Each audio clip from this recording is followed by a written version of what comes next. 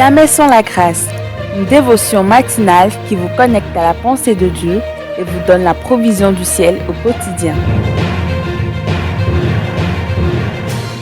Bonjour, fidèles auditeurs et téléspectateurs de l'émission Jamais sans la grâce. Bienvenue dans cette dévotion où Dieu a encore une provision pour nous pour cette journée. Papa, merci beaucoup pour ce moment que tu veux partager avec nous. Viens parler à ton peuple au nom de Jésus. Amen. Chers auditeurs, nous allons lire un passage dans le deuxième livre des rois, le chapitre 1, le verset 2 et 3. Ça dit ceci. Un jour, le roi Akasias se trouve dans une chambre en haut de son palais à Samarie. Il tombe par la fenêtre et se blesse gravement. Alors, il envoie des messagers consulter Baal-Zébub, le dieu de la ville d'Écron. Il leur dit, « Demandez à ce Dieu si je guérirai de cette blessure. » Mais un ange du Seigneur vient dire à Élie de Tishbé, « Pars, va à la rencontre des messagers du roi de Samarie et dis-leur, est-ce qu'il n'y a pas de Dieu en Israël? Pourquoi est-ce que vous allez consulter Baal-Zébub, le Dieu d'Écron? » Que le Seigneur bénisse sa parole. Ici, il est question du roi Akasias. Akasias est le roi qui a succédé au roi Akab, roi d'Israël, dont la capitale est Samarie. Ici, nous voyons qu'il y a un accident qui est arrivé. Le roi s'est blessé en tombant de sa chambre haute par la fenêtre. Il s'est blessé. Et de suite, cherchant à connaître son sort, ce qui allait lui arriver, il envoie maintenant des messagers à Écron. Écron qui est une ville philistine, pour savoir ce qui lui allait arriver. Et là, c'est pour consulter une divinité, un dieu appelé Baal-Zébub.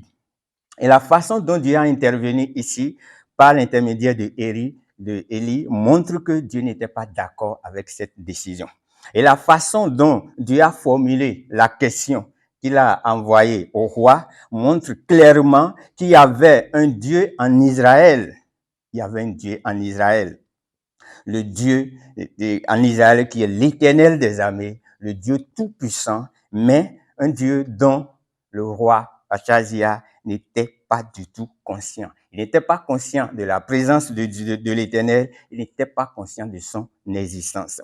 Peut-être les événements qui sont arrivés dans sa vie, cette maladie qu'il vient d'attraper, les blessures, tout ce qui se passait sur lui en cet instant-là, ont fait qu'il n'est plus du tout conscient de la présence de Dieu. Et pour lui, Dieu est mort. Pour lui, ce Dieu, l'Éternel des armées, le roi des rois, celui qui est, lui qui est tout puissant, l'omnipotent, mais le roi Akasias n'en était plus conscient.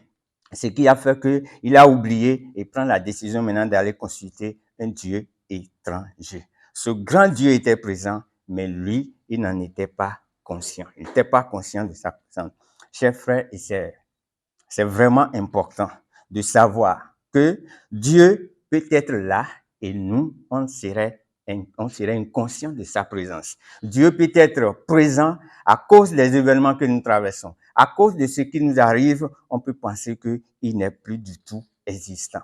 Est-ce que Dieu est en accord avec les décisions que tu veux prendre pour cette journée? Est-ce que Dieu peut approuver ce que tu as décidé, ce que tu as prévu de prendre aujourd'hui comme décision? Dieu peut-il approuver ça? Ça, c'est une question importante. Est-ce que Dieu est toujours Dieu dans ta vie? Est-ce que Dieu est toujours Dieu dans tes relations? Est-ce que Dieu est toujours Dieu dans ton foyer, dans les décisions que tu prends pour le foyer, pour la famille, pour les enfants? Dieu est-il toujours Dieu? Nous avons vu dans ce passage que le roi, à cause des événements qui sont arrivés dans sa vie, a complètement oublié Dieu. Dieu n'est plus Dieu pour lui. Dieu n'est plus capable de pouvoir trouver la solution à ce qui lui arrivait. Et il est allé chercher maintenant un Dieu étranger. Est-ce que Dieu est toujours Dieu dans ta vie?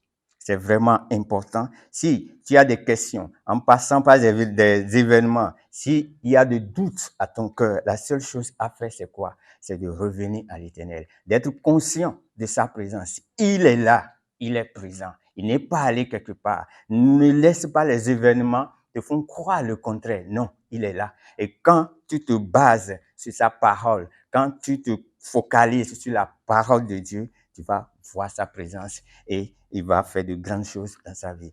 Que Dieu nous bénisse et à la prochaine. Si vous avez aimé cette émission, parlez-en à vos amis. Parlez-leur du message de la grâce et de ce qu'il fait dans vos vies.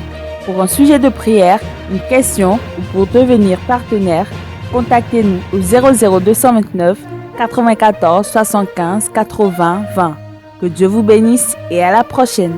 En attendant, pensez avec Dieu.